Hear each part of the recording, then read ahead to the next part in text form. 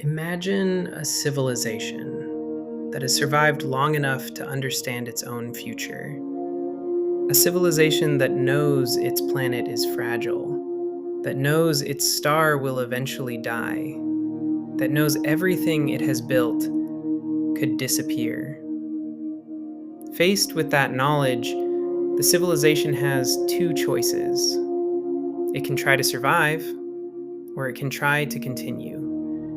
The silent seeding hypothesis imagines a civilization that chose the second option. Instead of building monuments, they built biology. Instead of sending signals, they sent life. Tiny biological packages, microorganisms carrying the architecture of existence, delivered to young planets with oceans and stable atmospheres and time. Planets like Earth, and then they trusted evolution to do the rest. Now consider something remarkable. For the first time in the 4.5 billion year history of Earth, one of its species has developed the ability to leave its planet. We have rockets capable of reaching other worlds. We are planning human missions to Mars. We are studying how to grow life beyond Earth. These projects are not science fiction, they are already happening, which means something extraordinary.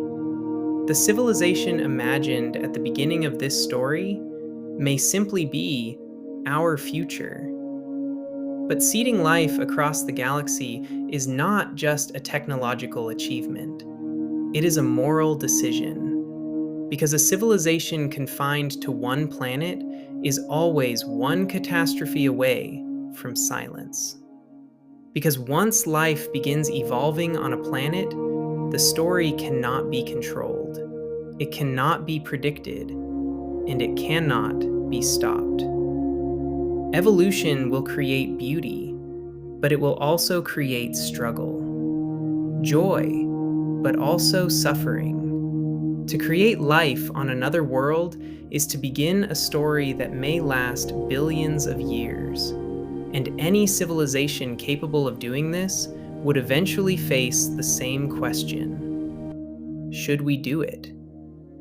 If the silent seeding hypothesis is correct, then somewhere in the distant past, another civilization already answered that question. And their answer was yes. Today, humanity spends billions of dollars searching for life beyond Earth. We build enormous telescopes. We send probes to distant worlds. We scan the sky for signals. We search with a strange urgency. Officially, we search out of curiosity, but there may be another possibility. What if we search for life because something deep within us expects it to be there? Every organism on Earth carries a record of its origin. That record is written in DNA, the same four-letter molecular language shared by every living thing on this planet. A code that has remained fundamentally unchanged for 4 billion years. A code whose structure appears extraordinarily optimized.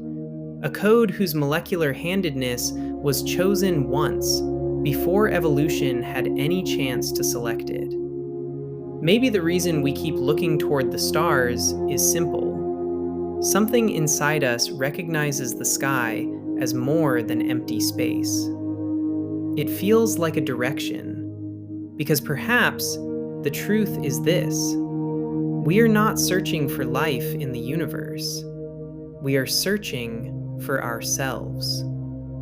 And the message may already be inside us. 6 episodes, 6 questions, 1 ancient possibility.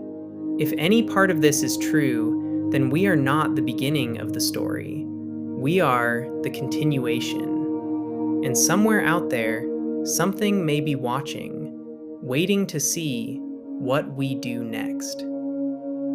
And if that possibility is even remotely true, then the most important question humanity will ever face is no longer, are we alone? It is, what kind of ancestors are we going to become?